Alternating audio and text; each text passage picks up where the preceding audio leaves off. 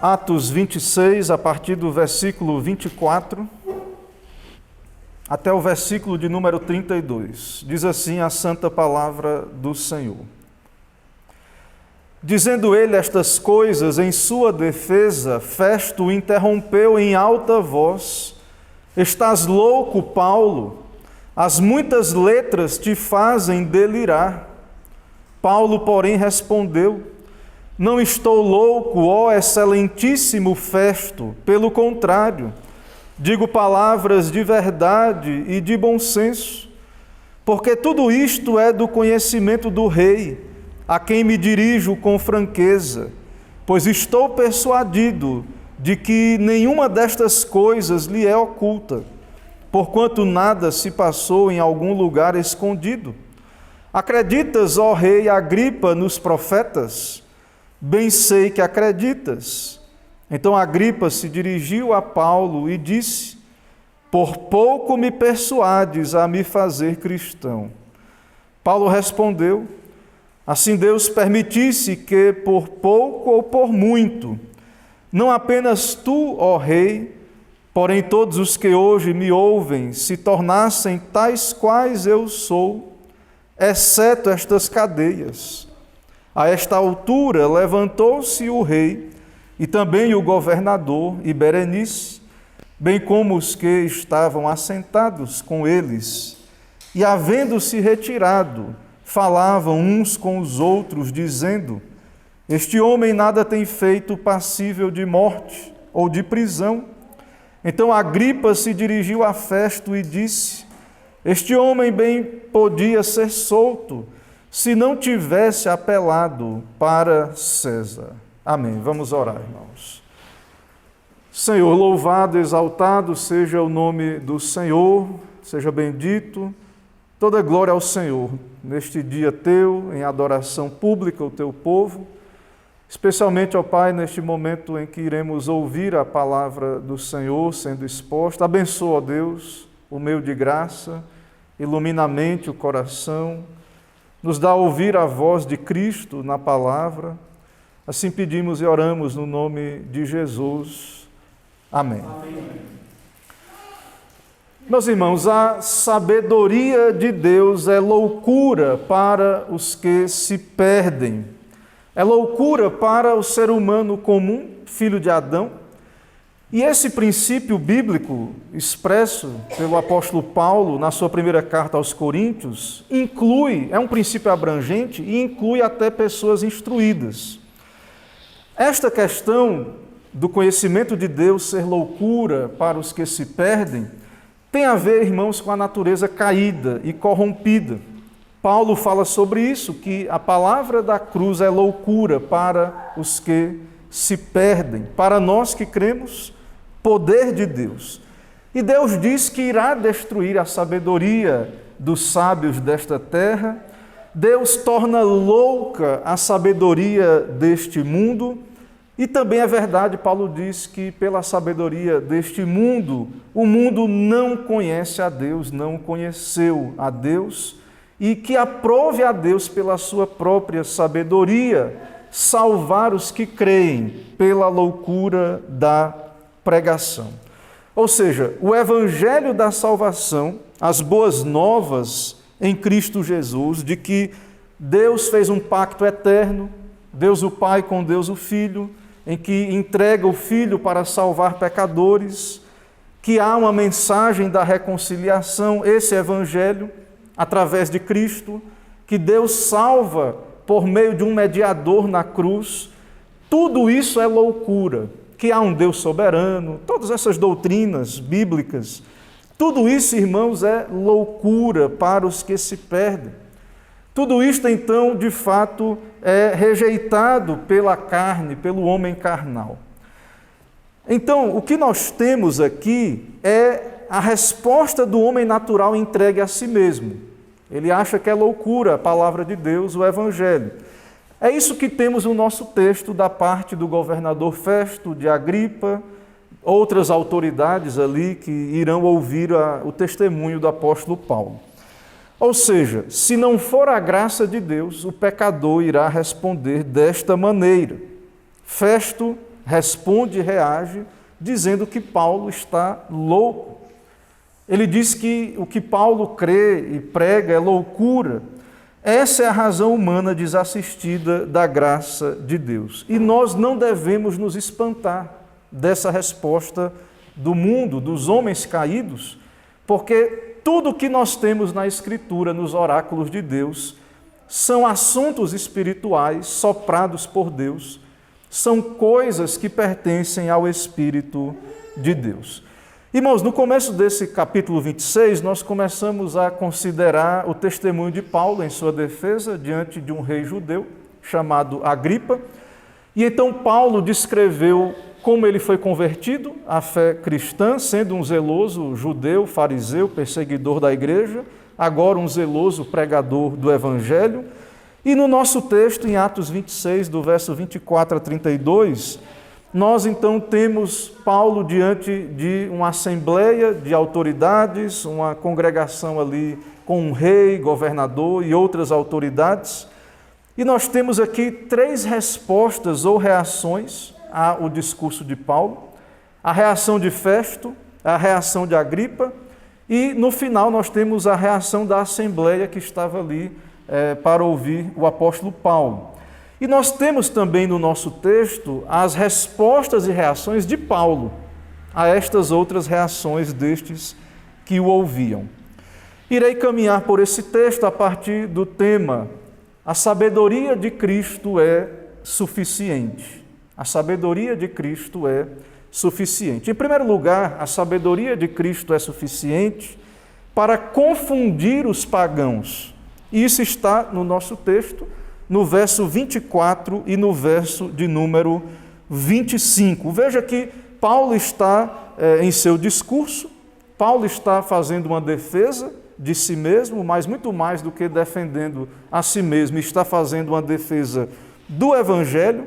E Festo, um governador romano, um pagão, o interrompe e diz: estás louco, Paulo, as muitas letras te fazem delirar. E Paulo então, claro, irá responder em sua defesa no verso de número 25. Irmãos, Festo, como governador romano, representa no nosso texto muito bem um pagão dos seus dias, um pagão também em geral, que é um daqueles grupos dos quais o Evangelho chega, ou seja, pessoas que são campo evangelístico, campo missionário, mas que nada sabem das Escrituras, não tem um pano de fundo de conhecimento das Escrituras. Diferente de Agripa, que é judeu e conhece o Antigo Testamento, Festo, um governador romano, que não sabe nada sobre o judaísmo, o Antigo Testamento, não sabe nada do conhecimento de Cristo. De fato, então, para um pagão é algo difícil, e ele, na sua leitura, Paulo delira, Paulo está louco. Paulo, então, a erudição de Paulo, os estudos de Paulo fizeram ficar louco, delirar, porque de fato ele é um pagão e de fato não consegue, então, de modo apropriado, ouvir a verdade como ela é em Cristo Jesus, e como falamos na introdução também, a natureza corrompida, a natureza carnal. Essa é a reação de uma mente carnal. Então aqui nós temos a soma da ignorância da Bíblia, do conhecimento da revelação, e também o estado de trevas da natureza caída. Então essa é uma reação carnal aos assuntos espirituais. Então nós temos aqui Paulo dando testemunho do Evangelho, e nós temos a reação a este evangelismo de Paulo da parte de um pagão, a reação então de considerar loucura a sabedoria de Deus. Então é isso que nós temos aqui da parte de Festo. Então, para Festo não há outra explicação sobre o que ele está contemplando diante dos seus olhos. Paulo discursando dos assuntos espirituais. Para ele, Paulo estudou demais. Para ele, essa erudição de Paulo, então, tornou Paulo um louco. Isso deve, segundo a visão de Festo, ter perturbado a mente de Paulo, estudou demais. E então, Paulo é um homem, então, um louco, alguém que é insano, alguém que delira, alguém que tem então essa mania por essas doutrinas, um maníaco, e então é assim que Festo ele reage, assim como ele sente a sua reação natural àquilo que está diante de si. Esse homem só pode ser um louco, um perturbado, alguém que não está de posse das suas faculdades normais. A resposta de Paulo, irmãos, no verso 25, é uma resposta, claro, de alguém plenamente são, alguém que sabe o que está falando e argumentando. Paulo diz que fala apenas palavras de verdade e de bom senso. Tudo o que estou aqui a falar são coisas razoáveis. Coisas que, sim, mesmo um pagão, mesmo alguém que não tem um conhecimento de iluminação, um conhecimento extraordinário, mas, claro, essa razão necessita de luz, de ser iluminado, mas há uma lógica no que Paulo fala. E então, Paulo não está falando algo sem base em fatos históricos, a vida de Cristo, a sua morte e ressurreição. Claro que há uma base teológica no que Paulo fala, mas, de fato, irmãos, o que Paulo está argumentando não é algo sem lógica. Há na Grécia Antiga, na cultura ali grega, que também fez parte do Império Romano, um conhecimento da lógica, e então mesmo Festo, se acompanhasse o argumento de Paulo, veria que o que Paulo está discursando não é algo sem lógica, é algo que tem base, tem fundamento. Na fé em Deus, nas Escrituras reveladas, que são palavra de Deus. Então, tudo tem uma lógica na argumentação de Paulo. É claro que há sim uma necessidade, e é muito claro, Paulo fala sobre isso em Corinto, de que é necessária uma iluminação do Espírito Santo, mas o cristianismo ele é lógico, ele é razoável. Os homens aí, se de fato prestarem bem atenção no cristianismo, verão que de fato ele é uma fé razoável, uma fé que tem sim lógica.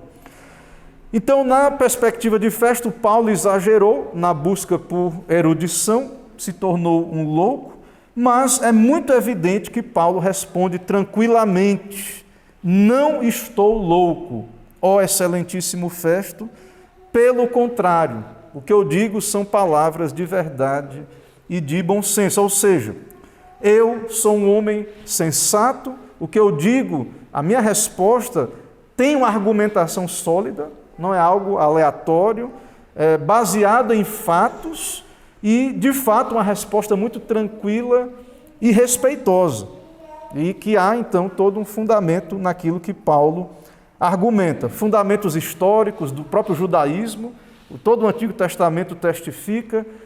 Cristo deste período, veio, e os eventos que dizem respeito a toda a vida de Cristo não eram coisas ocultas, mas tudo que Cristo fez foi público. Então, o que Paulo prega, o que Paulo então anuncia tem fundamento, tem lógica, é algo razoável e, de fato, é a sabedoria de Deus revelada à humanidade, Cristo Jesus. Mas para um pagão, então, tudo isso é loucura. De fato, então, a única coisa que Festo poderia dizer sobre Paulo ou sugerir é que ele delirava. É muito triste, irmãos, mas nós, como igreja, quando pregamos o Evangelho, em nossa evangelização, nós devemos estar conscientes de que a sabedoria de Deus é loucura para esse mundo e ter uma expectativa razoável quanto a isso e saber que muitos irão considerar loucura a doutrina de Deus, o Evangelho, as verdades reveladas na Escritura, tudo aquilo que temos na palavra que é segundo a verdade de Cristo Jesus. Então, como falamos, em primeiro lugar, a sabedoria de Cristo é suficiente, então, para confundir os pagãos. E, de fato, Deus destrói a erudição desse mundo. Deus confunde a sabedoria deste mundo. Cristo é suficiente. Se os pagãos não forem a Deus por meio de Cristo, pelo conhecimento de Cristo, de fato eles estarão perdidos e não encontrarão nada, não encontrarão a verdade e o caminho que é Cristo, e a vida no caso. Irmãos, em segundo lugar, a sabedoria de Cristo é suficiente para convencer reis. É o que está do verso 26 a 29, que é a segunda reação ou resposta de Agripa. Enquanto Paulo se dirige a Festo, ele também está diante de um rei judeu, Agripa, e fala também, o seu discurso é direcionado a este rei da dinastia de Herodes, Agripa, e a sabedoria de Cristo, de fato, ela é poderosa e suficiente para convencer reis.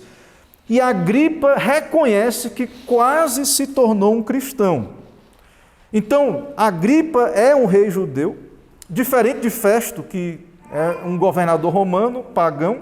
Agripa conhece o Antigo Testamento e consegue perceber com maior clareza a força do argumento de Paulo. E o próprio Agripa, ele chega a dizer que ficou muito perto de ser convencido. Esse termo, por pouco, né, ou talvez poucas palavras, o discurso curto, pouco tempo, talvez, de Paulo. O fato é que o discurso de Paulo, de fato, tocou Agripa, de fato, ele reconhece, de fato, a força do argumento, embora, de fato, ele não abraça o argumento, ele rejeita, ele permanece na incredulidade. Mas a força do argumento, irmãos, ela, de fato, é evidente, porque Paulo argumenta com base nas Escrituras dos profetas, no Antigo Testamento. É o que Paulo irá dizer quando ele fala com Agripa. Também, claro, fatos que dizem respeito à vida de Cristo, que é contemporâneo aí destes que estão aí no nosso texto.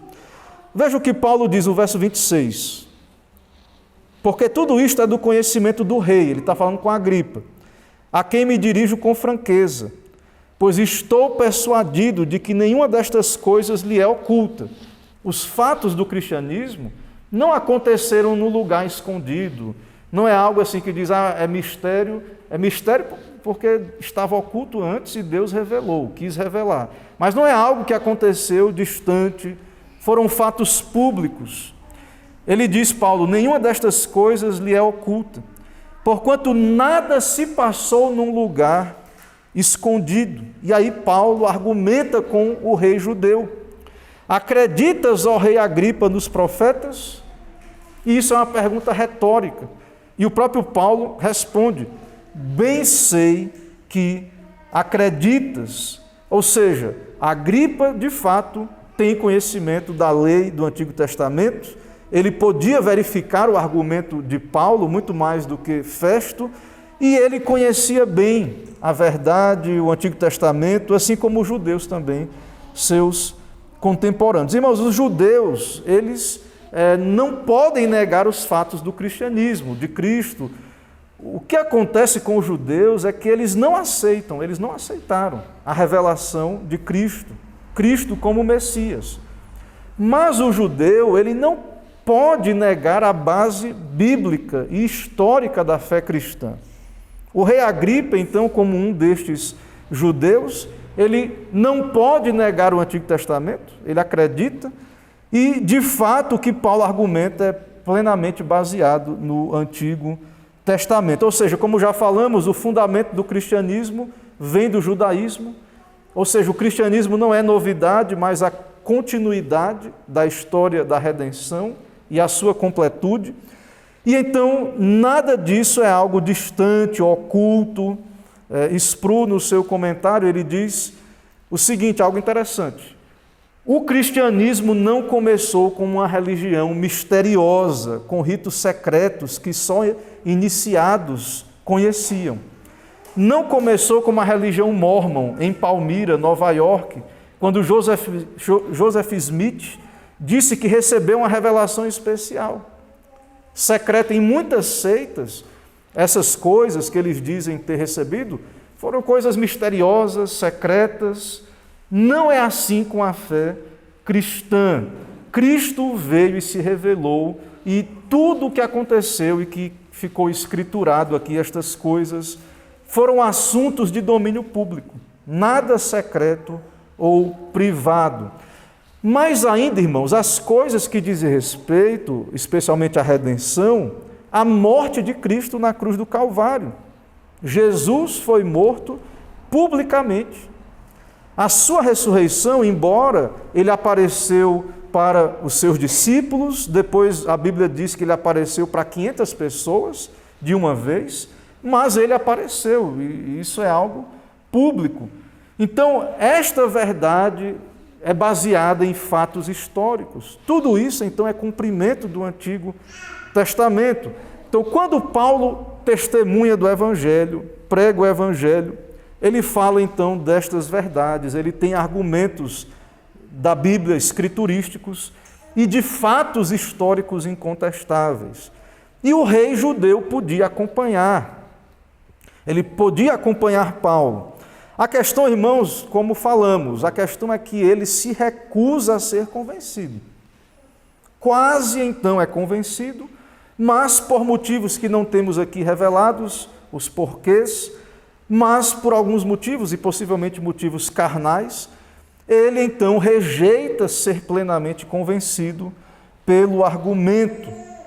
Paulo, então, ele responde à fala do rei Agripa, que por pouco me persuades a me fazer cristão, e Paulo responde a ele no verso 29.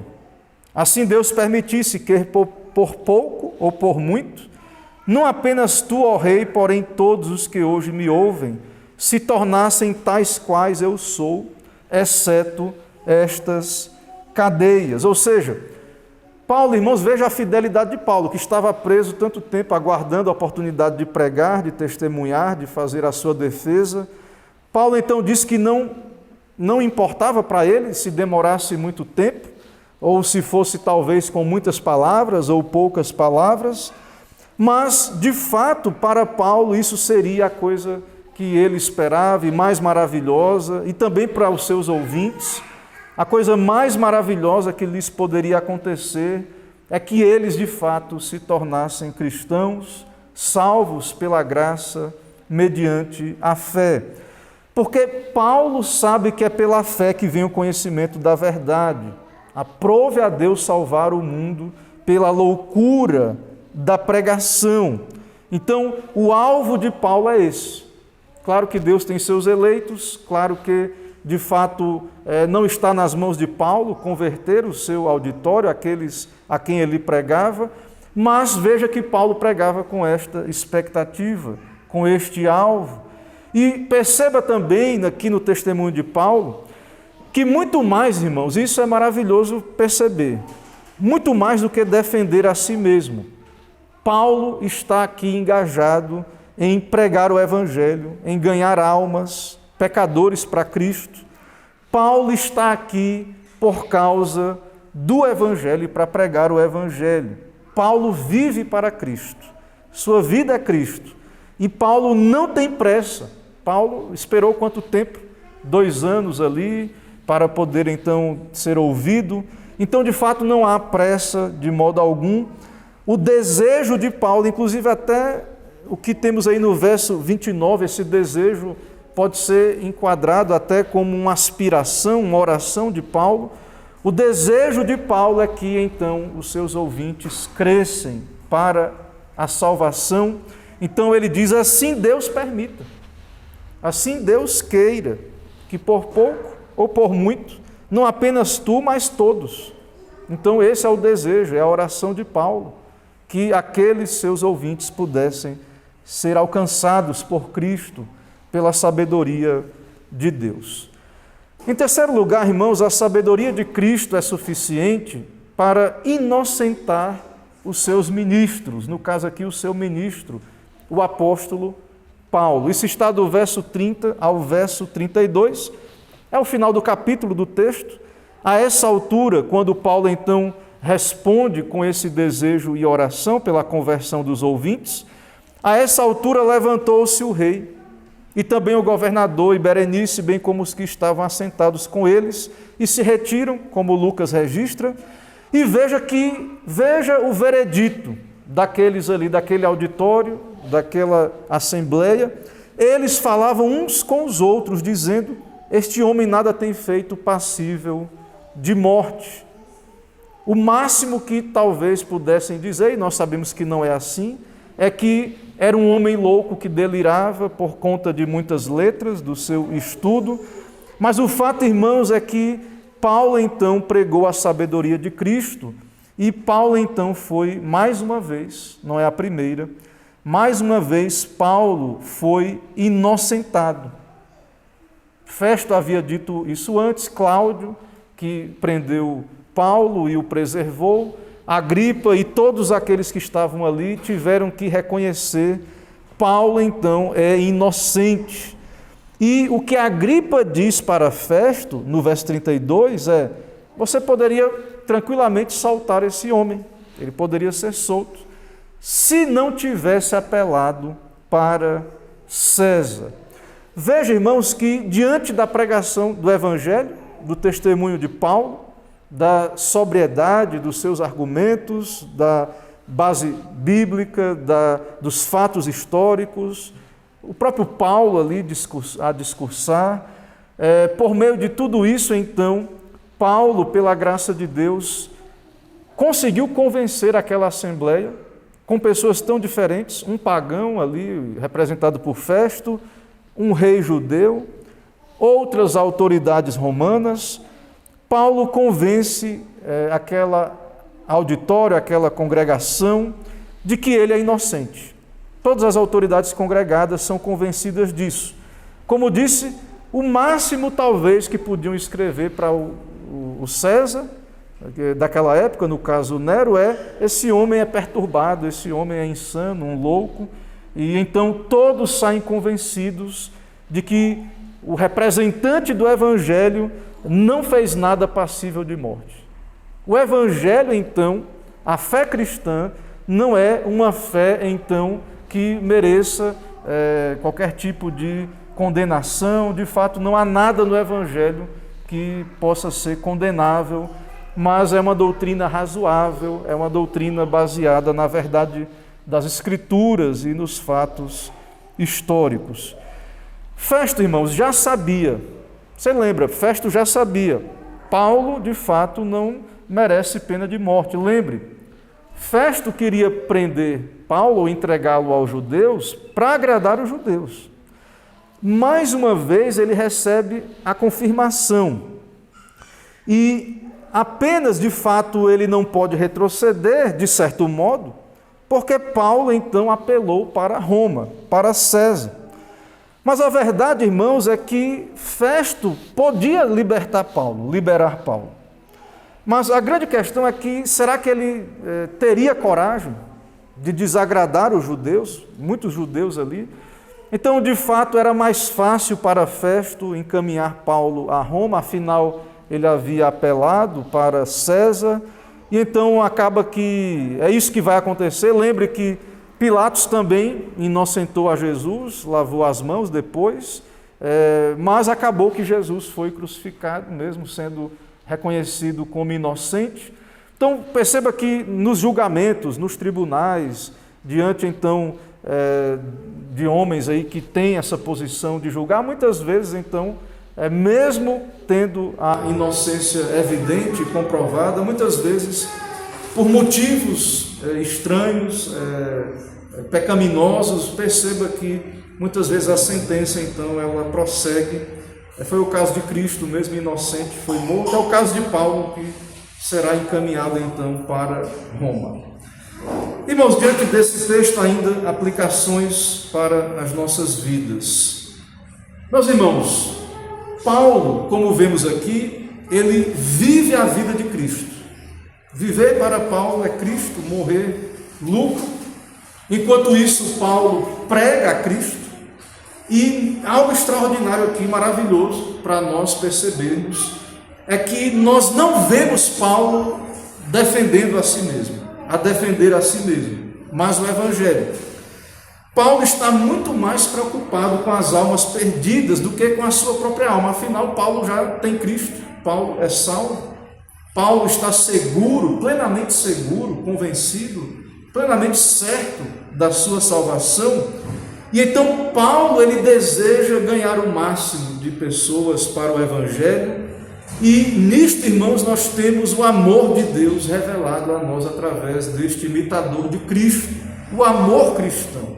Veja que Paulo, então, não está preocupado consigo mesmo, mas no bem dos seus ouvintes, mesmo indignos dos seus ouvintes, mas Paulo deseja o seu bem, é o que ele expressa. Ele ora por isso, ele expressa desejos de que aquelas pessoas se tornassem cristãs, fossem salvas pela graça de Deus. Irmãos, quão distante a igreja nós estamos nestes dias, quão desafiador é isto para nós, mas nós temos aqui então um alerta, que Deus nos ajude, que Deus desperte a nós para essa santa vocação de pregar o Evangelho de Cristo. Também nós vemos aqui, Paulo ele defende que o cristianismo é razoável e que Paulo defende que o cristianismo deve ter liberdade para pregar. Quando Paulo ele diz que o seu desejo é que o seu auditório cresça como ele, veja que Paulo acrescenta, exceto estas cadeias, que vocês sejam tal como eu sou, crente em Cristo, salvo, mas sem essa limitação, sem estas cadeias, para que o cristianismo tenha liberdade para ser anunciado e então haja vida dentre os mortos. Cristo é a sabedoria suprema. Também nós vemos aqui, irmãos, mais uma vez, Cristo é suficiente, Ele é a sabedoria, e o pregador não deve deixar de anunciar todo o desígnio de Deus, anunciar a Cristo, ainda que o mundo trate o pregador como louco. Isso também se aplica à evangelização da igreja. Você, crente, pode e deve pregar todo o conselho de Deus, toda a palavra de Deus, todas as doutrinas, tudo que aponta para Cristo, claro, sabendo de antemão que será loucura para o mundo. Todas as verdades que temos reveladas a nós nas Escrituras, a soberania de Deus, a eleição, a expiação de Cristo, a pessoa de Cristo, as suas duas naturezas, que é Deus e homem perfeito. Então, todas essas verdades de Cristo, tudo sobre Cristo, é loucura para esse mundo, são coisas espirituais. Especialmente, Cristo Jesus é a verdade. E esse mundo, então, está em trevas, iludido, e de fato cego para as coisas espirituais. Então, ao evangelizar, ao falar de Cristo, você prega a cegos espirituais, pessoas carnais, pessoas que não podem discernir as coisas do Espírito de Deus e que te considerarão um louco. Mas de fato, irmãos, por amor àqueles que estão ao nosso redor, nós devemos testemunhar do Evangelho de Cristo Jesus e devemos fazer isso com sabedoria, fazer uma defesa sã, razoável, como Paulo vemos aqui com toda tranquilidade, falar de Cristo, argumentar biblicamente os fatos como eles são também revelados na história da redenção. Outro ponto, irmãos, que vemos aqui nesse texto é o estado miserável do quase cristão, que é, no caso aí, o rei Agripa. Veja que, pela graça de Deus, Paulo, então, ao pregar o Evangelho, quase então é instrumento para tornar Agripa um crente, um cristão, por muito pouco. O próprio Agripa reconhece. Mas por que ele não se tornou um cristão? Porque, irmãos, muitos ouvem a pregação e não se tornam um de nós. De fato, Cristo fala na parábola do semeador. E o semeador saiu a semear, a semente é a palavra, essa semente cai à beira do caminho, em solo pedregoso, em solo em que nasce a semente entre espinhos, e há uma parte que cai em boa terra. Mas por que Agripa não se tornou um cristão e muitos não se tornam cristãos? Porque recebem apenas a instrução externa.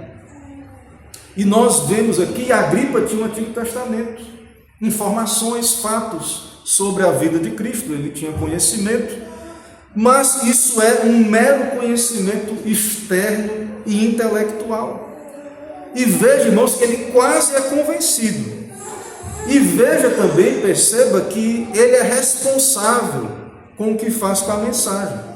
de fato, ele é chamado pelo Evangelho a responder a esta mensagem, e ser quase convencido não é suficiente. Não adiantará nada no final, quando Cristo vier, ser quase cristão, ter um conhecimento intelectual, até ser informado sobre a Bíblia, ter um conhecimento doutrinário externo. Isso não adiantará. Não adiantará. Um quase cristão não tem essa coisa de quase salvo. Ou crê e está salvo, ou não crê e já está condenado. Então, há muitos que têm contato com o cristianismo, como Agripa, têm contato com o Antigo Testamento, hoje na nossa época, com o Novo Testamento, mas que nunca experimentaram o arrependimento para a vida, nunca tiveram a fé salvadora, e por conta disso permanecem nos seus pecados. Claro que nós sabemos pela revelação de Deus que arrependimento para a vida e fé salvadora são graças, são dons de Deus. O Espírito Santo opera na alma estas coisas, mas volta a dizer, não há nada errado no Evangelho. São os homens que estão em trevas e eles são responsáveis por não responder à pregação, são culpados diante de Deus. É uma bondade e misericórdia da parte de Deus de que eles possam ouvir a pregação. E como vemos aqui no caso de Agripa, muitos são quase cristãos, porque de fato há motivos carnais que os levam a apenas ouvir externamente, ou percebem ali os argumentos bons do cristianismo, mas não querem levar a fé cristã às últimas consequências. E acabam a abandonar o caminho. É como o Senhor Jesus diz, a semente que cai à beira do caminho, Satanás vai lá e tira.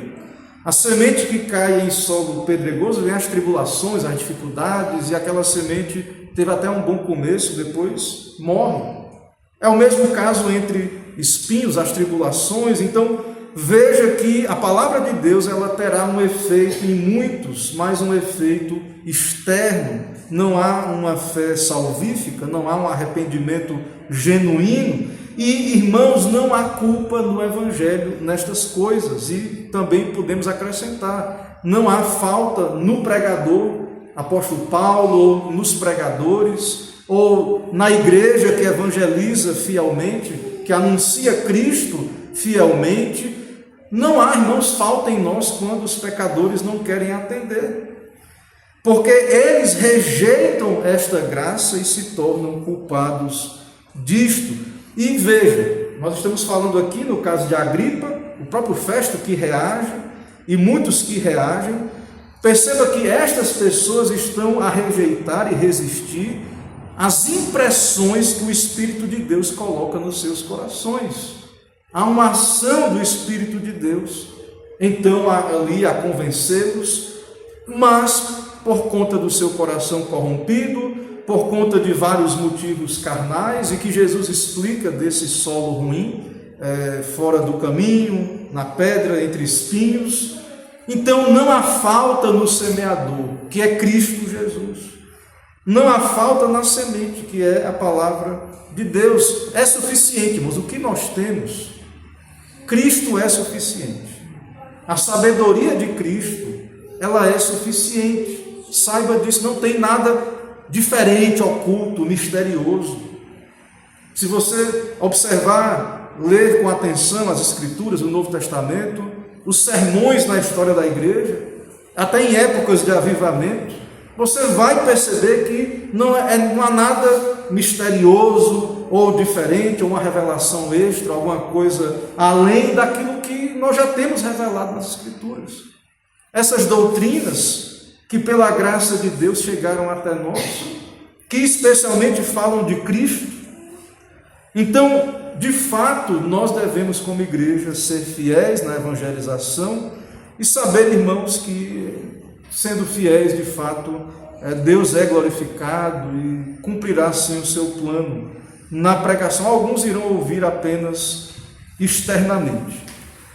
Da parte dos que creem, nós sabemos que é pela graça de Deus que creem. Nós sabemos disso, é graça que creem. O Senhor lhes revela as maravilhas do reino de Deus. O Senhor subjuga os seus corações. E alguém pode perguntar, mas qual a diferença então, por exemplo, Paulo, que era incrédulo, fariseu, perseguidor da igreja e creu, e esses outros que também ouviram a pregação? Mais uma vez, isso pelas Escrituras aprendemos e afirmamos que a diferença entre um cristão de fato e um quase cristão é que o quase convertido, como falamos, apenas ouve externamente, não vai ao coração, não desce ao coração. Mas os que possuem uma fé salvadora, eles ouvem externamente e internamente. E então recebem uma fé salvífica. Então, irmãos, nós aprendemos aqui desse testemunho, é um texto que fala também de pregação, de evangelização, que ainda assim, que muitos rejeitem e achem loucura, a palavra deve ser pregada. Porque uma parte irá ouvir não só externamente, mas também irá ouvir internamente.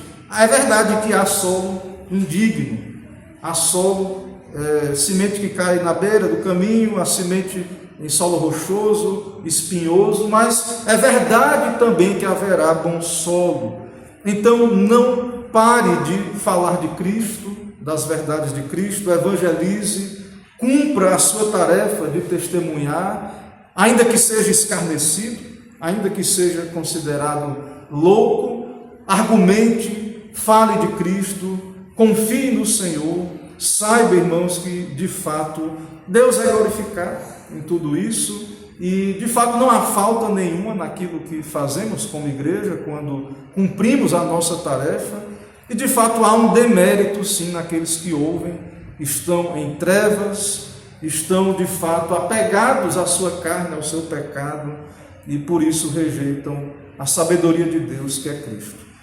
Irmãos, que o Senhor fortaleça a sua causa, a pregação, o testemunho do Evangelho, que não procuremos em nenhuma outra parte sabedoria, já temos tudo o que precisamos, Cristo é suficiente para cumprirmos a tarefa que Ele mesmo nos dá. Que o Senhor nos abençoe. Amém. Amém. Irmãos, vamos ficar em pé, vamos orar mais uma vez.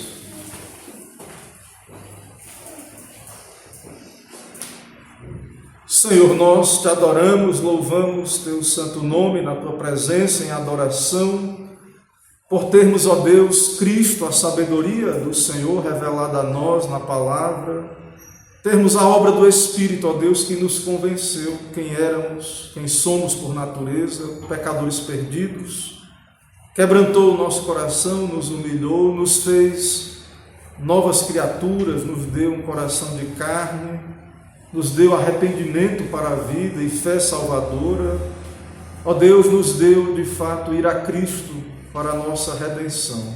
Sabemos que isso é graça, ó Deus. Sabemos, ó Deus, que não somos dignos destas misericórdias, mas o Senhor nos deu ouvir externamente, primeiro, a vocação externa, mas nos deu ouvir internamente. E por isso, ó Deus, estamos aqui. Abençoa, Deus, a pregação, abençoa o teu povo, usa a tua igreja, a pregação pública, oficial, através dos ministros, mas também pedimos, ó Deus, pedimos que o Senhor use cada crente no testemunho, na comunicação do Evangelho. Ó Deus, que cada crente possa buscar apenas Cristo, a sabedoria perfeita, que possa cada um do teu povo, cada crente, está convencido disso, de que não precisamos como igreja de nenhuma outra informação oculta, secreta, não há nada a mais, tudo o Senhor revelou para nós e sabemos, ó Deus, que toda a Tua palavra fala de Cristo e que Cristo é a revelação suprema, final e tudo o que precisamos, ó Deus, para termos uma vida santa e piedosa. Assim, abençoa a pregação, a evangelização, abençoa a tua igreja no cumprimento da tarefa evangelística. É o que pedimos ao Senhor e oramos no nome de Jesus. Amém. Amém.